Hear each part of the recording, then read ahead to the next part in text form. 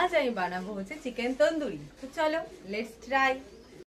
প্রথমে মাংসটা প্লেটের মধ্যে নিয়ে খুব ভালো করে মাংসের বডিটা চিড়ে দিতে হবে, যাতে আমরা মাংসটা ম্যারিনেট করার পরে ম্যারিনেটের মশলাটা পুরো মাংসের মধ্যে ঢুকে যায়। এখান থেকে প্রথমে আমি নিয়ে নিলাম একটু জিরের গুঁড়ো, দেন আছে ধনের গুঁড়ো, এটা হচ্ছে কাশ্মীরি লঙ্কার গুঁড়ো, আর এটা আছে হচ্ছে লবণ। এখানে দেব হালকা করে হলুদ, এখানে দেব হচ্ছে গোলমরিচের গুঁড়ো, এবার দেব হচ্ছে এখানে আদা রসুন বাটা,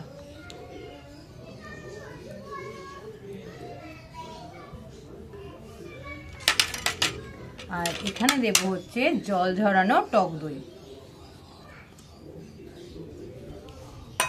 দিয়ে এটাকে দেখো আমি ম্যারিনেট করে নিচ্ছি মাংসটা। তারপর দিয়ে দেবো একটু সর্ষের তেল,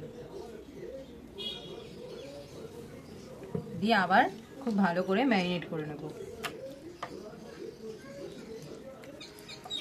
তো আমি মশলাটা খুব ভালো করে মাখিয়ে নিয়েছি, এবার এটাকে 1.5 ঘন্টা মতো ম্যারিনেটের জন্য রাখবো। তো চলো আবার 1.5 ঘন্টা পরে ফিরে আসছি। দেখো উনুনে আমার আঁচ এসে গেছে, দেখো আমার গ্রেভিগুলো দিয়ে দিলাম। আর ছোটো ছোটো কটা পিস আমি ম্যারিনেট করে নিয়েছি, ওটা ওই বাচ্চারা আসে বাড়িতে ওদের দেবো, ওরা তো বড় পিসের জন্য বায়না করবে, তাই ছোটো ছোটো এবার ঢাকাটা দিয়ে দেবো। কিছুক্ষণ টাকা হতে দিতে হবে, কম আছে। যারা গ্যাসে করবে তারা আঁচ কমিয়ে নেবে, আমার তো উনুনে, আমি তো আঁচ কম দিয়ে এখন এটাকে একটু ঢাকা চাপা দিয়ে নিয়েছি। খানিক্ষণ পর আবার উল্টে দেবো, এটা আর কি ভাবে ভাবে একটু সেদ্ধ হচ্ছে। এবারে মাংসটা একটু উল্টো পিঠটা দিতে হবে।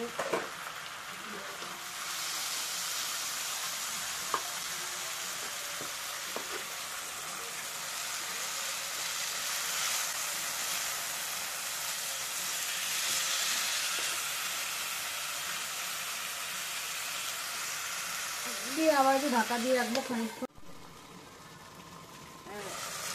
অতক্ষণটা ভাপে রাখলাম মিনিট 5।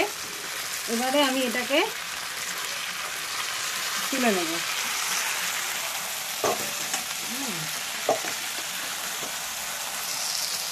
দেখো দেখো এবার আমি কটা ছোটো পিস দিয়েছিলাম, সে কটা পিসও দিয়ে দিচ্ছি।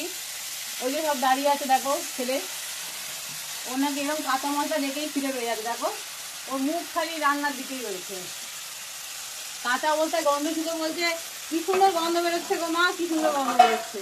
কি বলবে আর বলো, রান্না খিদে পেয়ে গেছে? তুমি ভাত খেলে এই মাত্র?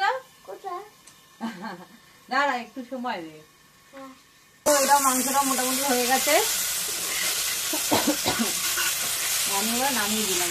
এবার দেখো মাংসগুলো ওখানে সাজিয়ে নিলাম।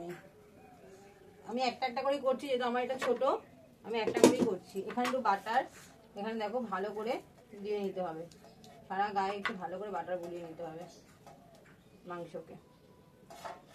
উল্টে পাল্টে আমার মাংস কিন্তু অলরেডি নরম হয়ে গেছে, মানে এই মাংস কিন্তু আসলে ম্যারিনেট করার উপরই, আমি অনেকক্ষণ ম্যারিনেট করেছিলাম, আধা ঘন্টার উপর।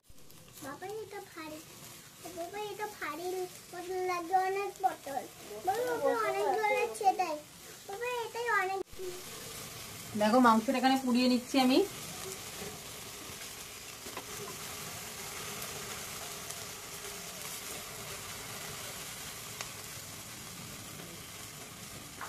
এবারে মাংসটাকে একটু উল্টে দিলাম।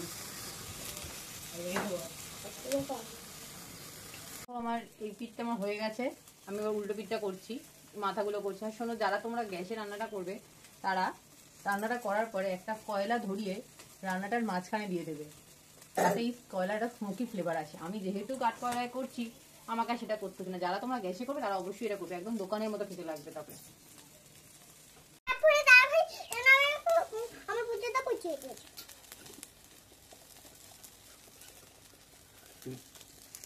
দেখো আমার এই পিঠটা পুরো রেডি হয়ে গেছে, উল্টো পিঠটা বসিয়েছি দেখো।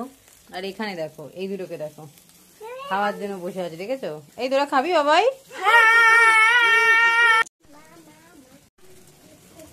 দেখতে হবে একটা নির্দিষ্ট তাপমাত্রায় হিটটা পায়, কারণ বেশি হিট করলে আর পুড়ে যাবে, আবার কম হিটে হবে না, কাজে এটা ঠিকঠাক টেম্পারেচার দিতে হবে। দেখো আমি দু সাইডে বাটার লাগিয়ে নিয়েছি, ওদিকটা তো পুড়িয়ে নিয়েছি, তো এবার এক সাইডে বাটার লাগিয়ে নিলাম। ওদের দেখো খেতে ইচ্ছা করছে। ওইটা দাও। দেখো আমার এই দিকটা হয়ে গেছে, এই দুটো মাংস। এখন ওদের বাচ্চাদের গুলো হচ্ছে, ওগুলো হতে থাক। এ দেখো এখন আমি ওদেরকে বড়গুলোই দিয়ে দিই, কারণ ওরা তস হইতে পারছে না। চলো দেখো আমার রান্না পুরো রেডি হয়ে গেছে। এখন ওদের দুই ভাই বোনকে একটা থালাতেই দিই, দুজন মিলে খা। কিরে আয়, হ্যাঁ আমি খাবো। এনে এনে দাঁড়া আমি খা। দাও। চল দিয়ে দিচ্ছি, নে খেয়ে বল কেমন হয়েছে। আর ক্যামেরা দিয়ে কি বল। তোমরা তোমরা লাইক আর সাবস্ক্রাইব করবে। যারা আমার ভিডিও দেখো তারা জানো আমার রানী বুড়িকে। দেখো সারা দুপুর না ঘুমিয়ে বসে আছে।